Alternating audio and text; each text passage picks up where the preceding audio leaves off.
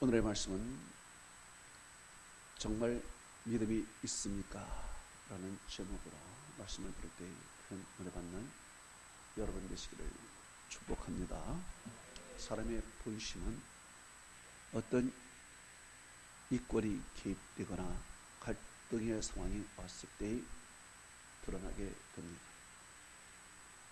믿음도 그렇습니다. 이 사람이 정말 진짜 믿음인가 가짜 믿음인가, 이것은 어떤 어려운 상황 속에서 있을 때 드러나게 되는 것입니다.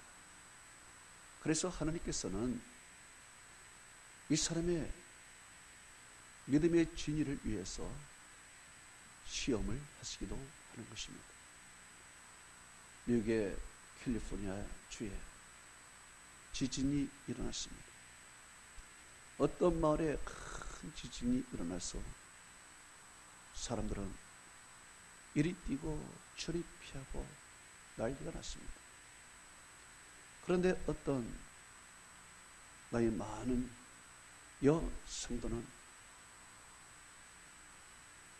의자에 가만히 앉아서 그 지진을 피하지도 않고 마치 무엇인가를 감상하듯이 앉아 있었습니다. 이제 지진이 지나고 사람들은 그 나이 많은 여성도에게 궁금해서 물었습니다. 당신은 남들이 다 죽겠다고 아우성치고 이리 뛰고 저리 피하고 하는데 어떻게 그 의자에 앉아서 피하지도 않고 즐거운 모습으로 앉아 있습니까? 그 여성들은 이렇게 이야기했습니다. 나는 내 하나님께서 온 세상을 뒤엎는 능력의 하나님을 생각하고 또 그 가운데서도 그의 손으로 나를 붙들어 주심을 생각하니 기뻐서 두려워할 겨를이 없었습니다. 라고 이야기를 했습니다. 다윗도 이런 고백을 했습니다. 시편 27편 3절에서 4절에 그는 이렇게 고백했습니다. 군대가 나를 두르고 나를 칠지라도 나는 두려워하지 않냐. 전쟁이 일어나 나를 칠지라도 나는 여전히 태연하리로다. 내가 여호와께 구하는 한 가지 일, 그것을 구하리니 곧 성전에 살면서 여호와의 아름다움을 보며 그 성전에서 사모할 것이라. 여호와께서 환란 중에 나를 그의 조막 속에 비밀히 지키시고 그의 장막 은밀한 곳에 숨기시며 높은 바위에 두시리로다. 얘기했습니다. 믿음이 있는 사람은 어떤 상황, 어떤 갈등이 있어도 태연합니다. 요동하지 않습니다. 흔들리지 않습니다. 그래서 시편 46편 1절에서 3절에 하나님은 나의 피난처시요 힘이시리 환난 중에 만날 큰 도움이시리. 그러므로 땅이 변하든지 산이 흔들려 바다에 빠지든지 바닷물이 솟아나든지 뛰놀든지 그것이 넘침으로 산이 흔들릴지라도 우리는 두려워하지 아니하리로다 말씀하고 있습니다. 하나님께서는 때로 산이 흔들리게도 만듭니다.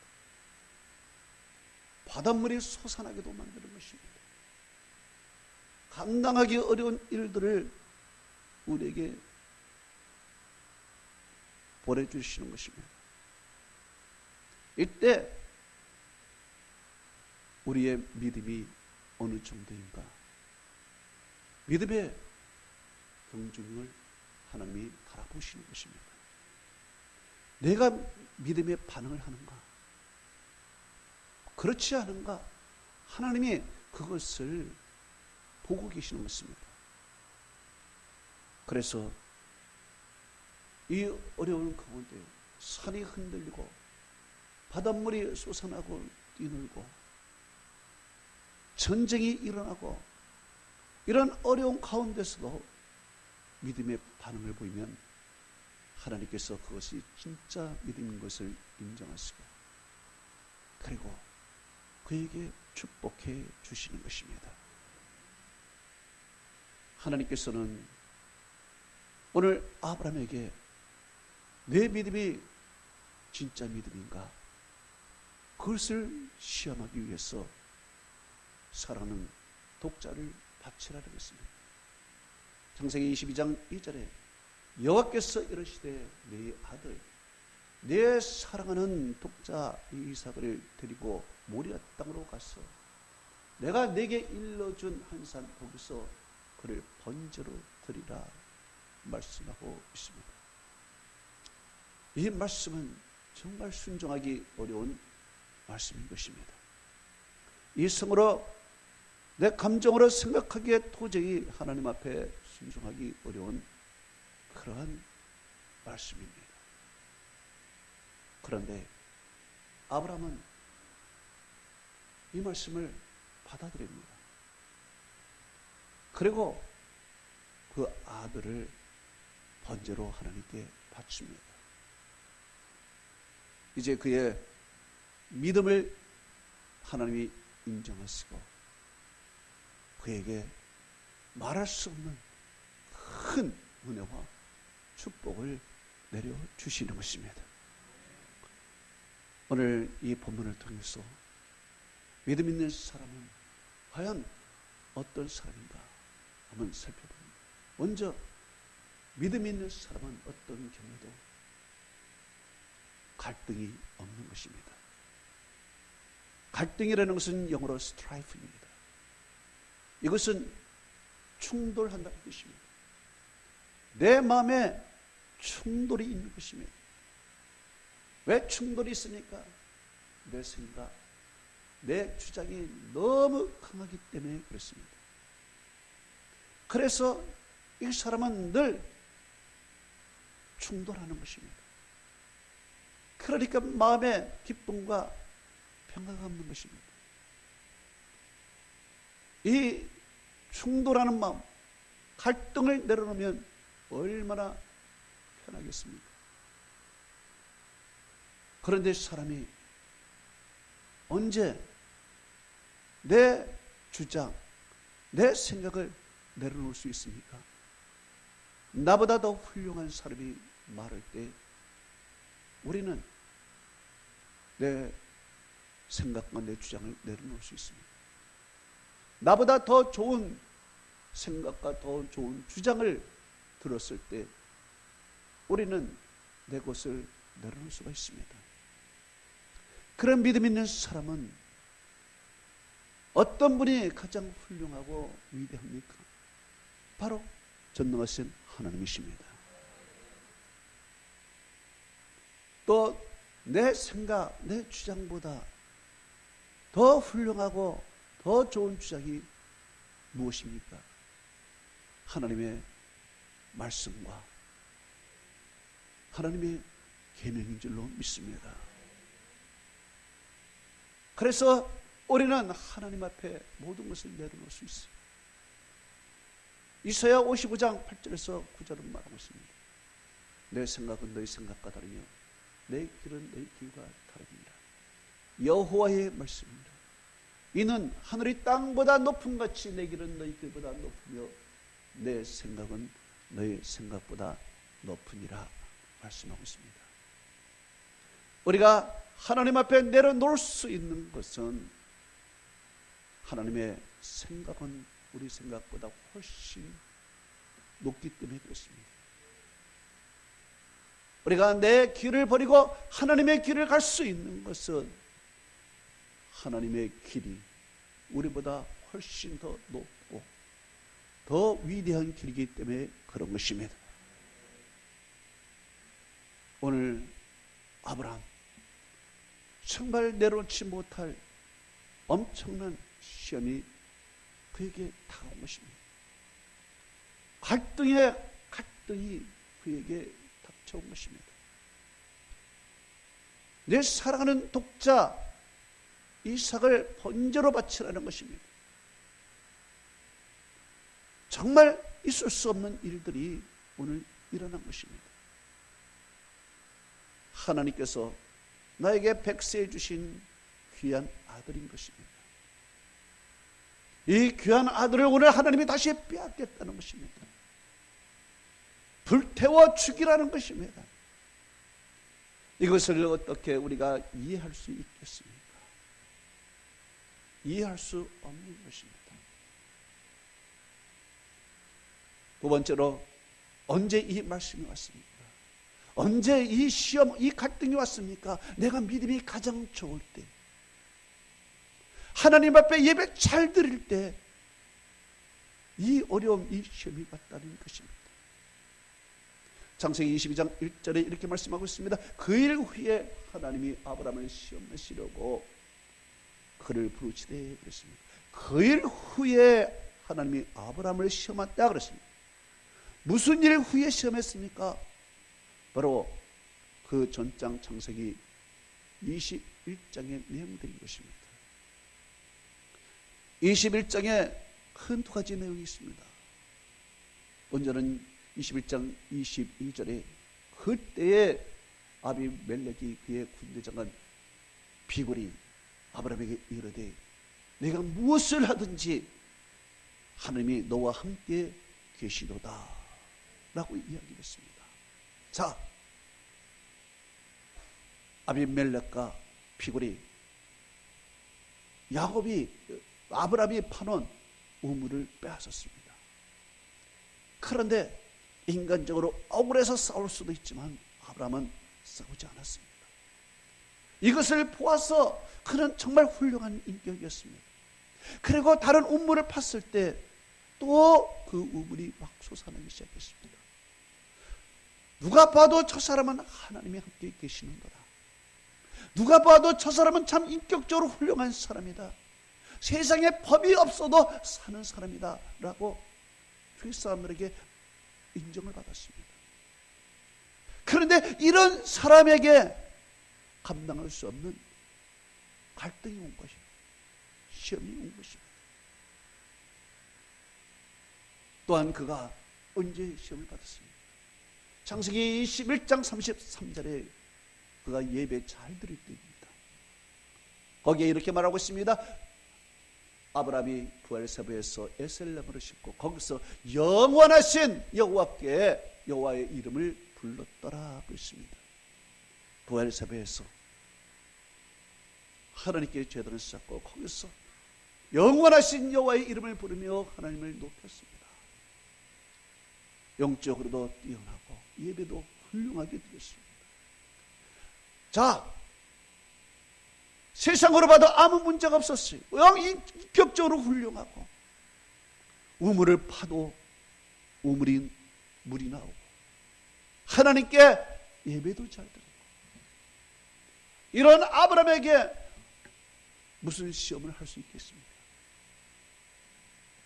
그런데 하나님께서는 내가 진짜 믿음이냐, 내가 가짜 믿음이냐, 내가 좋을 때만 하나님을 믿는 거냐, 내가 축복받을 때만 하나님을 믿는 거냐, 네가 기분 좋을 때만 내가 하나님을 믿는 거냐, 그 진리를 가리기 위해서 하나님께서 그를 시험하시는 것입니다.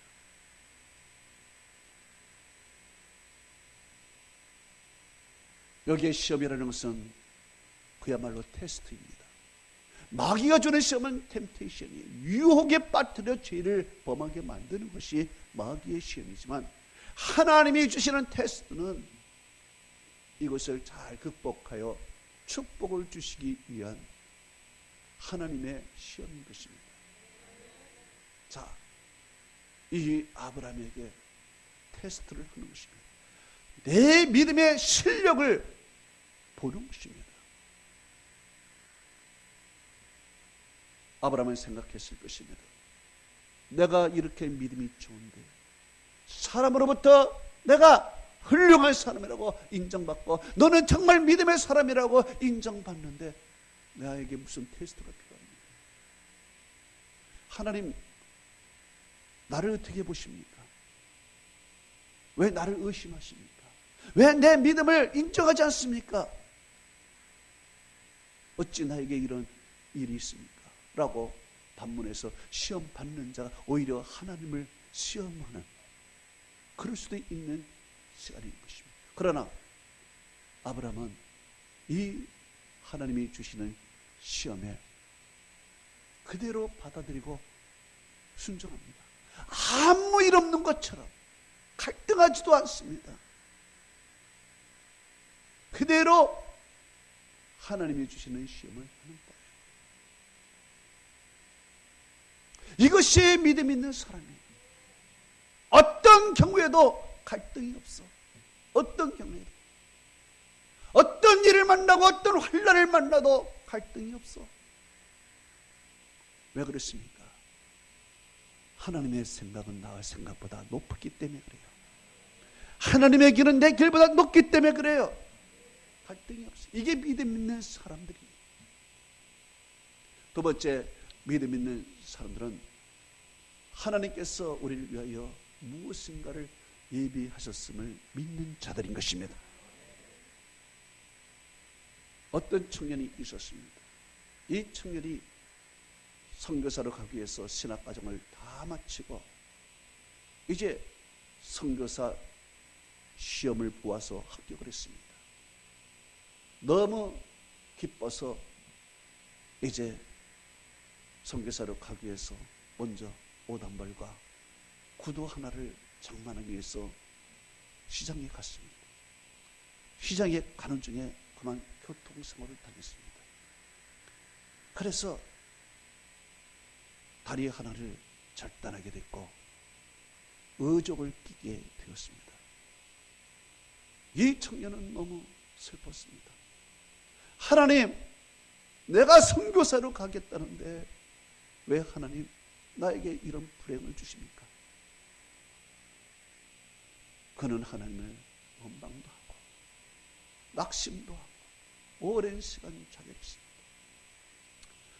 이렇게 좌절의 고통을 겪은 어느 날 아프리카의 선교사 지망생을 모집한다는 광고를 보았습니다. 그래서 그 청년은 설마 나 같은 사람 선교사로 합격할 수 있을까 생각지 않고 그냥 지원을 했습니다. 그랬더니 합격을 했습니다. 그래서 이 청년은 아프리카의 선교사로 가게 되었습니다. 아프리카에서 선교하던 중에 식인종을 만나게 되었습니다. 이제 이 식인종은 이 사람을 붙들어서 잡아먹겠다고 온 마을 축제를 벌였습니다. 이 백인을 이제 잡아먹으려고 춤을 추며 뛰고 있을 때 이 청년이 자기 의족을 뚝 띄어서 그 사람들에게 던졌습니다. 이 사람들이 놀라서 그 의족을 받고 의족을 물어뜯었습니다. 신기한 것이 물어뜯을 수 없는 이 의족을 보고 사람들은 그 신종으로 말하기를 이 사람은 신이다. 그리고 그 선교사 앞에 다 무릎을 꿇었습니다. 이것으로 인해서 그들에게 복음이 전파된 것입니다. 이 청년은 그때 비로소 내가 왜 이런 일을 당했는지 깨달았다고 고백을 했습니다. 오늘 하나님께서 아브라함에게 시험을 주셨습니다. 모질게 시험을 줬어요. 왜 나에게 이런 일을 당하는지 알 수 없을 정도로 모질게 하나님께서 시험을 하셨습니다. 그렇지만 아브라함은 하나님을 믿었어요. 하나님이 나를 위해서 무엇인가를 더 좋은 것을 예비하셨다. 그걸 믿었어요. 성경은 이렇게 이야기했대요. 이삭이 죽어도 하나님께서 이삭을 다시 살려줄 것이라고 믿었다고 히브리서 11장 19절에 이야기해요. 그런데 하나님께서는 이삭을 죽여 살리는 것보다도 하나님은 다른 것을 예비하셨어요. 바로 이삭을 대신하여 다른 번제물 순양을 예비하신 것입니다. 성경은 이렇게 말합니다. 창세기 22장 13절에서 14절에 아브라함이 눈을 들어 살펴보는데 한 순양이 뒤에 있는지라. 뿌리 수풀에 걸려 있는 순양이었습니다. 아브라함이 가서 그 순양을 가져다가 이삭을 대신하여 번제로 드렸다. 아브라함이 그 땅 이름을 여호와이라 하였습니다. 오늘날까지 사람들이 여호와의 산에서 준비되리라 하였습니다.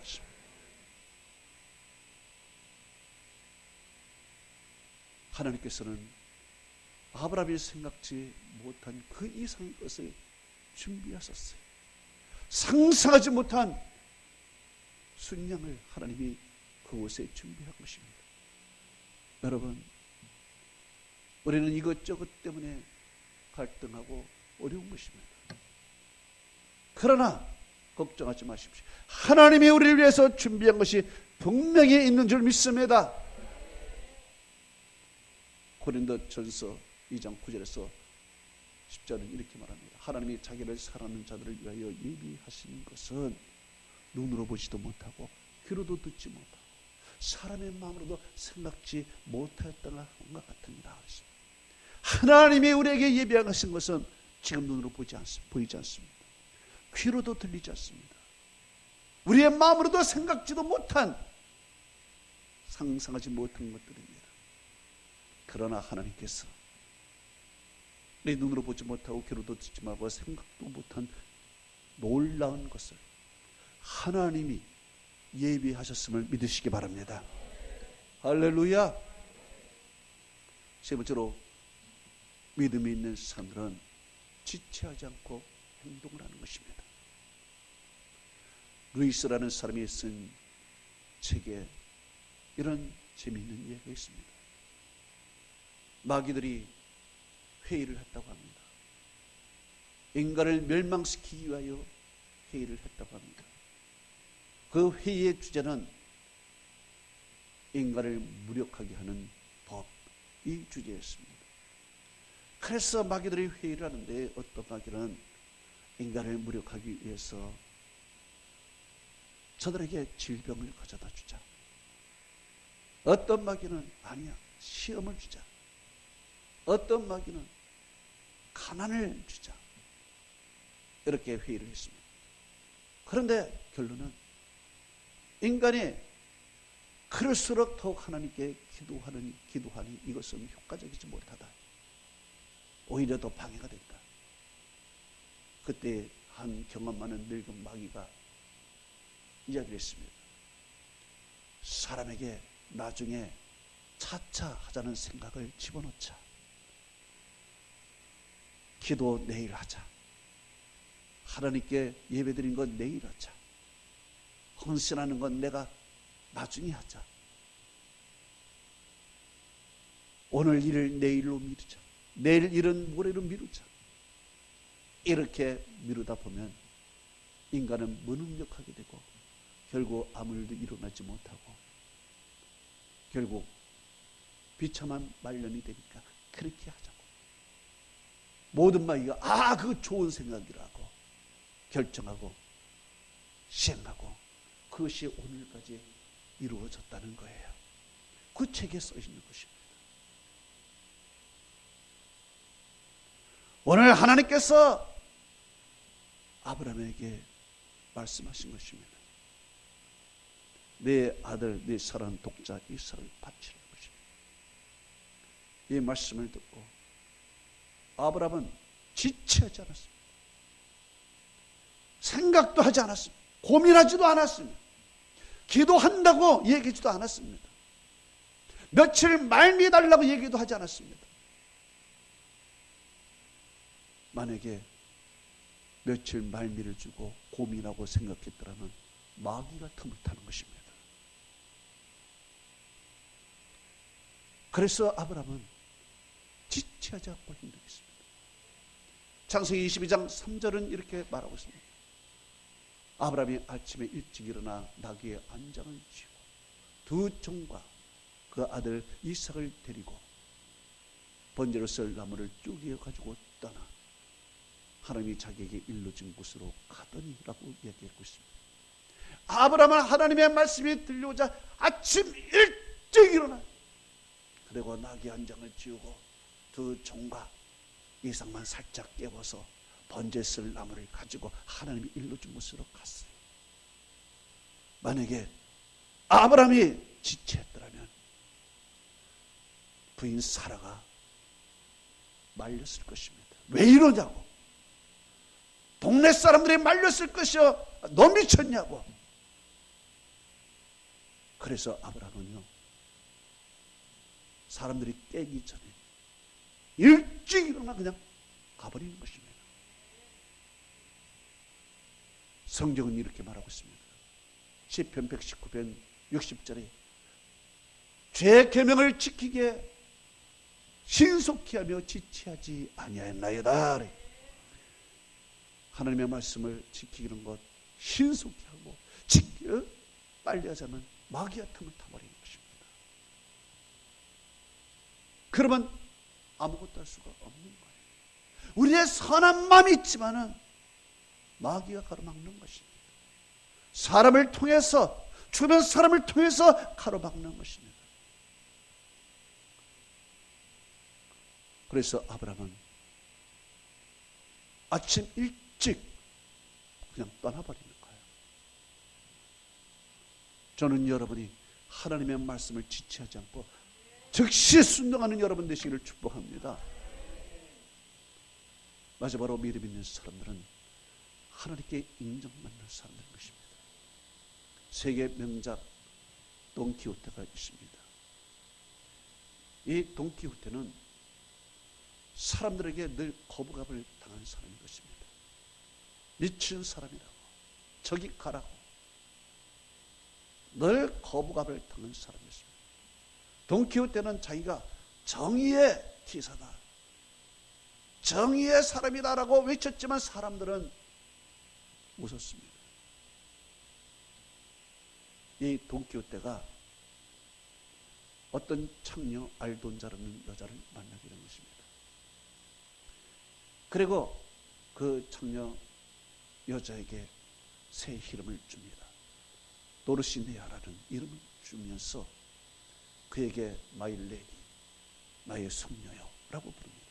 이 말은 정숙한 사람, 훌륭한 사람이라는 창녀에게 마이 레디라고 부른 것입니다. 이 여인은 처음 듣는 그런 존칭에 감당이 안 됐습니다. 받아들일 수가 없었습니다. 이 돌시네아는 외양간에서 강간을 당하고 비틀거리며 나오는 것을 돈키호테가 보았습니다. 이런 모습을 보고 돈키호테는 다가서 마이 레디, 존경을 표하면서 그녀를 위로했습니다. 이제 시간이 지나 돈키호테가 죽는 시간이 왔습니다.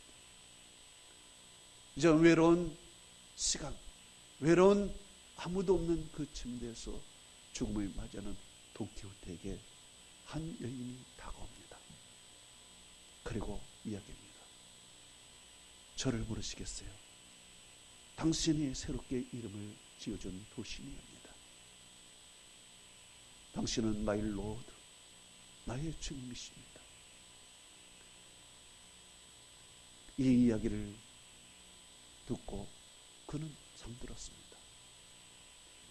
돈키호테는 마지막에 모두가 나를 인정하지 않지만 한 창녀에게 내가 정말 진실한 훌륭한 정의스러운 기사라는 것을 인정을 받으면서 그는 잠들고 말았습니다.